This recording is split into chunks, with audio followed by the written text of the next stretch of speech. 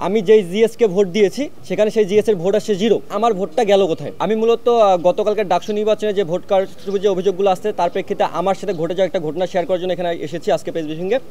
মূলত হচ্ছে আমি নিজে যেহেতু ঢাকা বিশ্ববিদ্যালয়ের শহীদুল্লাহের শিক্ষার্থী, আমি সেই হিসাবে আমি নিজে একজন হচ্ছে ভোটার।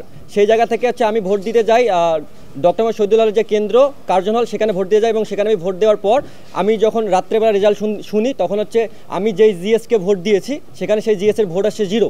আমি যদি স্পেসিফিকভাবে বলি, আমি 3 জনকে ভোট দিয়েছি। একজন হচ্ছে আবিদ ভাইকে ভোট দিয়েছি, তারপর হচ্ছে ভিপি পদে আবিদ ভাইকে ভোট দিয়েছি, জিএস পদে হচ্ছে সম্রাট ইসলামকে ভোট দিয়েছি এবং এজিএস পদে হচ্ছে আশিকুর রহমান জিমকে ভোট দিয়েছি। আমি এক্ষেত্রে একটা ইনক্লুড করি, আমি কোনো রাজনৈতিক দলের না, 3টা ভোট 3 জায়গায় দিয়েছি। সেই জায়গা থেকে যে আমি যে জিএসকে ভোটটা দিয়েছি সেই জিএস যখন রেজাল্ট শুনে হচ্ছে উনি নিজেই আমাকে নক করেছিল, নক করে বলছিল যে আমার রেজাল্ট 0 আসে, তুমি আমার হলে থাকো, তুমি শহীদুল্লাহ হলে থাকো, তুমি থাকা সত্ত্বেও আমার রেজাল্টটা 0 আসে। স্পেসিফিকভাবে বলি যে উনি হচ্ছে আমার এলাকার ভাই, আমার খুব কাছের ভাই, ঠিক আছে। সেই জায়গা থেকে হচ্ছে আমি তখন রেজাল্টটা শুনতে পাই না, আমার হচ্ছে ভেরিফিকেশন একটু সময় ছিল, এই জন্য আমি গতকালকে শুধু পোস্ট করছি যে এরকম একটা অভিযোগ আসছে, আমি ভেরিফিকেশন করি, দেন হচ্ছে আমি এটা মিডিয়ার সামনে উপস্থাপন করবো। অ্যান্ড দেন আমি আজকে শোনার পর যখন শুনি আসলেই রেজাল্টটা 0 আসছে।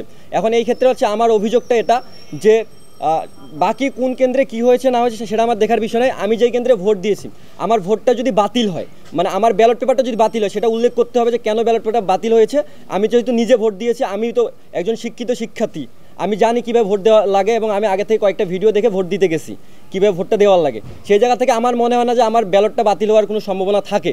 যদি বাতিল হয় সেই ব্যালটটা উপস্থাপন করতে হবে, নইলে আমি মনে করি যে যেগুলো অভিযোগ আসতেছে একের পর এক সেই অভিযোগগুলো সত্যতা প্রমাণিত হবে এটার মাধ্যমে। এবং সেই ক্ষেত্রে হচ্ছে ভোট কারচুপির যে ইস্যুটা গতকালকে আপনার মিডিয়াতে দেখেছেন, বিভিন্ন জায়গা থেকে বিভিন্ন রকম অভিযোগ এসছে এবং নিয়ম বহির্ভূত অনেক কর্মকাণ্ড ঘটেছে ডাকসু নির্বাচন কেন্দ্রিক।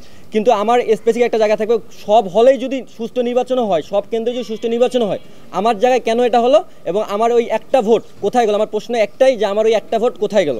এটাই জন্য আজকে আমার প্রেস ব্রিফিংটা করা। এবং বাকি অন্য ইস্যু যদি ঢাকা বিশ্ববিদ্যালয়ের শিক্ষার্থীদের উদ্দেশ্যে আমি একটা কথা বলছি, তারা যদি বলে যে ভোট সুষ্ঠু হয়েছে তাহলে আমি মানতে রাজি আছি যদি আমার এটা দেখায়, এবং ঢাকা বিশ্ববিদ্যালয়ের শিক্ষার্থী যদি এটাকে গ্রহণ করে তাহলে সাদরে আমিও গ্রহণ করব। কিন্তু আমার ওই একটা প্রশ্ন আমি জবাব চাই যে আমার ভোটটা গেল কোথায়?